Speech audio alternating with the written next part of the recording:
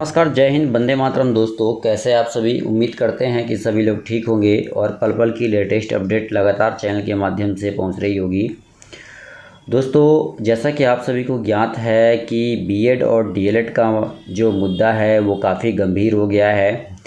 इसे लेकर शिक्षा विभाग जो है सुप्रीम कोर्ट भी पहुंचा है और स्पष्ट रूप से कहीं ना कहीं सुप्रीम कोर्ट पहुंचने के बाद शिक्षा विभाग ने बीएड के पक्ष में अपने मत को रखा था और कहा था कि भाई फॉर्म भरते समय बीएड शामिल था टीआरई एग्ज़ाम में, तो इसे मौका मिलना चाहिए। अब ये बहाली कहीं ना कहीं सुप्रीम कोर्ट के दरवाजे तक पहुंच गई है। 9 तारीख को सुप्रीम कोर्ट में जो है फिर से एक बार इस मुद्दे को उठाया जाएगा। तो सुप्रीम कोर्ट से क्या बीपीएससी परीक्षा पर असर पड़ेगा, इसे लेकर हमारे साथ सत्यम भाई जुड़े हुए हैं। तमाम बातें आप विस्तार से सुनेंगे, तो चलिए वीडियो को हम शुरू करते हैं। पहले आया था ट्वीट, उस ट्वीट में कहा गया था कि हम अगर कट ऑफ डाउन करके भी 5% रिलैक्सेशन देकर भी अगर बहाली करना होगा तो 75% से ऊपर चीज पर बहाली करेंगे। यानी वो ट्वीट को अगर मान लीजिए कि ज्यादा से ज्यादा लोग जाएंगे सुप्रीम कोर्ट में डेट मांगेंगे, तो डेट मांगने के चक्कर में अगर किसी भी तरह से बहाली फंसती है तो सारे लोग की नौकरी वहां पर खत्म हो जाएगी। अब कोई जाकर सुप्रीम कोर्ट के सामने खड़ा होकर कहे कि नहीं हम बहाली करा देंगे, कोई कहे कि नहीं हमको एक चीज कर दीजिए हम कर देंगे, तो ये पॉसिबल है? सारे भाई की नौकरी लग रही है, अरे किसी का नौकरी हो रहा होने दिया जाए। कोई भी व्यक्ति, एक तरफ से 9 तारीख का कोर्ट केस है और एक तरफ 13 तारीख का कोर्ट केस है, इसलिए 4 साल 5 साल में जो काम नहीं हुआ है लगता है कि वो एक सप्ताह। नमस्कार दोस्तों, स्वागत है आपका हमारा चैनल में। मैं हूं सत्यम कुमार, आप खबर देख रहे हैं पटना से। तो अभी का बिग ब्रेकिंग न्यूज बिहार सरकार की तरफ से आई है कि जल्द से जल्द बहाली होगी, यानी दशहरा के पहले आप लोग को ज्वाइनिंग लेटर मिल सकता है। बिहार सरकार के जो लेटर है, रॉकेट की तरह तेज स्पीड से काम कर रही है सरकार, और पिछले 4 साल 5 साल में जो काम नहीं हुआ है लगता है कि वो एक सप्ताह में वो काम पूरा कंप्लीट हो जाएगा। सारे भाई अपने अपने डॉक्यूमेंट रेडी रखें और कभी भी आपकी बुराहट हो सकती है, कभी भी रिजल्ट आ सकता है। यानी साथ साथ ये भी कहेंगे कि बीपीएससी की तरफ से जो काम किया गया है बहुत उम्दा काम किया गया है और जल्द से जल्द सारे स्कूलों में नियोजन होने वाला है, बहाली होने वाली है। और सारे भाइयों को कहेंगे कि जितने सारे लोग हैं उन सारे लोगों को दिल से आभार अभिनंदन है। और एक तरफ से 9 तारीख का कोर्ट केस है और एक तरफ 13 तारीख का कोर्ट केस है, इस पे कोई भी प्रभाव नहीं पड़ने वाला है। प्रारंभिक बहाली में भी जो सरकार चाहेगी वही होगा, हमारे आपके चाहने से कुछ होने वाला नहीं है, इसलिए इस बहाली पर कोई तरह का प्रभाव नहीं पड़ेगा। प्रारंभिक में भी जो लोग अभी भी हैं, जितने सारे भाई लोग देख रहे हैं, सारे भाइयों को कहते हैं कि आप लोग टेंशन मत लीजिए। आप लोग को भी सरकार जब बोल दी है कि 15, 16 या 17 तारीख के दिन रिजल्ट जारी कर देगी, तो रिजल्ट जारी कर देगी। अब इसमें बात रहा कि सरकार का उसमें मेन मकसद क्या है, किसको सरकार लेना चाहती है, उसी को सरकार लेगी। अब कोर्ट केस के चक्कर में कोई भी विद्यार्थी अगर न्यूज कोई देखता है तो वो फॉल्स है, वो फॉल्स न्यूज है। कोई भी सुप्रीम कोर्ट घूमे, हाई कोर्ट घूमे, उस सरकार को मतलब नहीं है और आपको मतलब नहीं है। लेकिन एक बात ध्यान रखिए कि सारे अभ्यर्थियों को वर्गलाया जो जाएगा वो उचित नहीं है। बहाली के पक्ष में सरकार है, नौकरी अगर किसी की हो रही है तो होने दिया जाए। कोई भी बीच में टांग अड़ाता है तो उसके लिए मैं विरोध करता हूं। कोई भी व्यक्ति का नौकरी लग रहा है लगने दिया जाए, क्योंकि बिहार में जो अभी गरीबी है, जिस प्रकार से अभी देखा जा रहा है, जिस प्रकार से अभी गरीबी बेकारी का समस्या अभी पूरे बिहार में है, लोग को इतना सारे प्रॉब्लम से, इतने सारे समस्या है, उन सारे भाइयों को कहेंगे कि सारे भाई की नौकरी लग रही है, अरे किसी का नौकरी हो रहा है होने दिया जाए।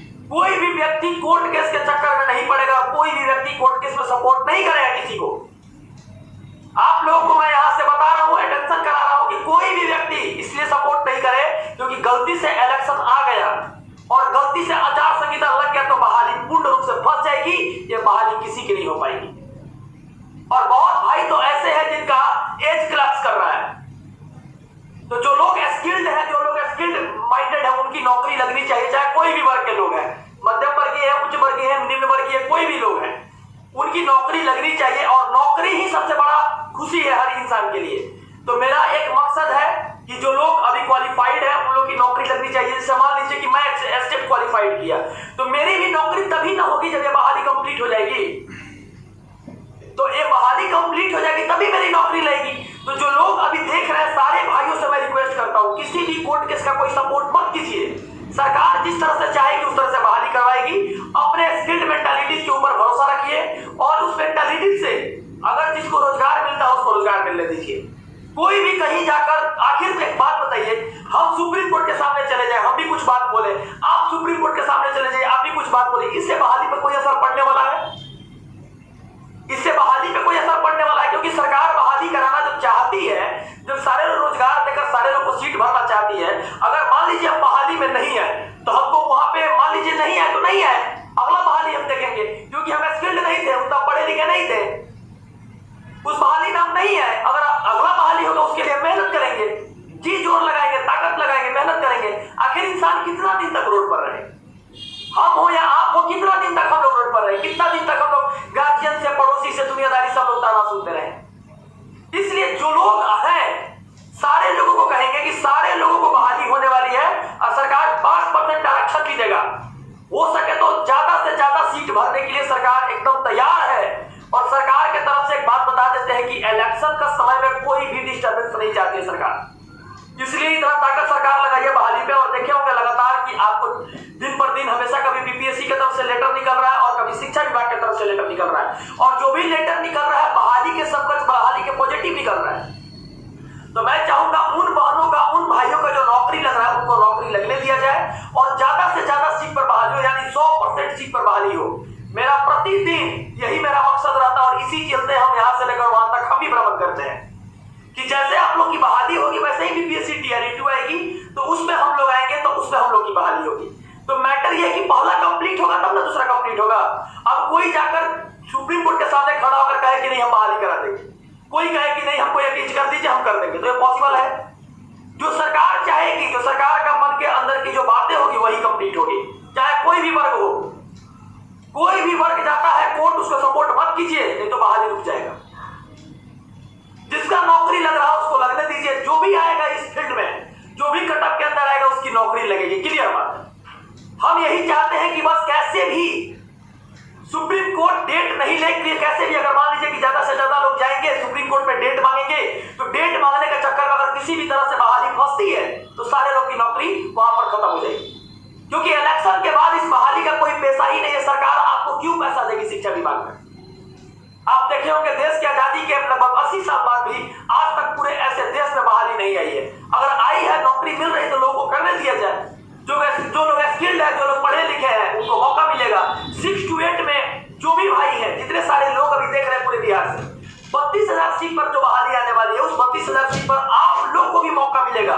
मतलब बिहार के अंदर रहने वाले जो लोग हैं, जो ग्रेजुएट हैं और जो पात्रता परीक्षा पास आउट किए हैं, उनको सारे लोगों को नौकरी मिलेगा। उनमें भी आप फॉर्म भर सकते हैं और नौकरी के लिए आप लोग तैयारी कर सकते हैं। लेकिन एक बार और बताएंगे कि इस बार किरण पब्लिकेशन का जो बुक आया है उसमें एनसीईआरटी से रिलेटेड और बिहार बीटीसी से रिलेटेड सारी विषय वस्तु को ना पूरा अच्छा से डिटेल में लिखा हुआ है।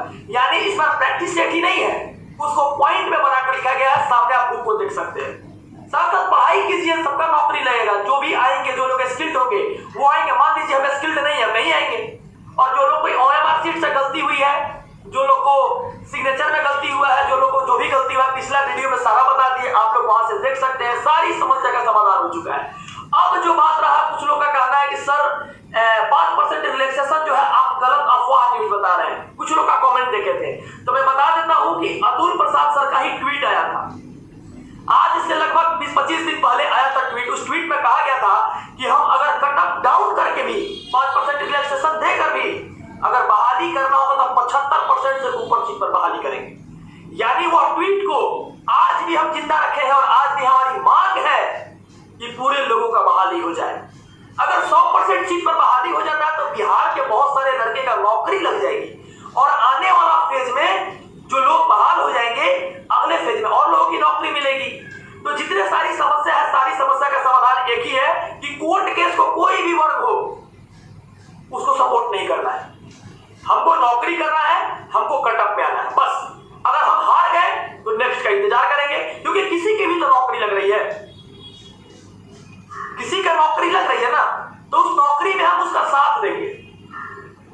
अगर हमसे भी कुछ गलती हुआ होगा तब उसके लिए माफी मांगते हैं, लेकिन नौकरी जिसकी लगती है उसको साथ देंगे और उसका नौकरी होने में मदद करेंगे। साथ साथ यही कहेंगे जाते जाते जो लोग नए हैं उन सारे भाई को फेसबुक लिंक दिया हुआ है, आप लोग ट्विटर लिंक दिया हुआ है, उसको फॉलो कर सकते हैं और आप हमसे डिजिटल मीडिया पे जुड़ सकते हैं। वहां भी हम रहते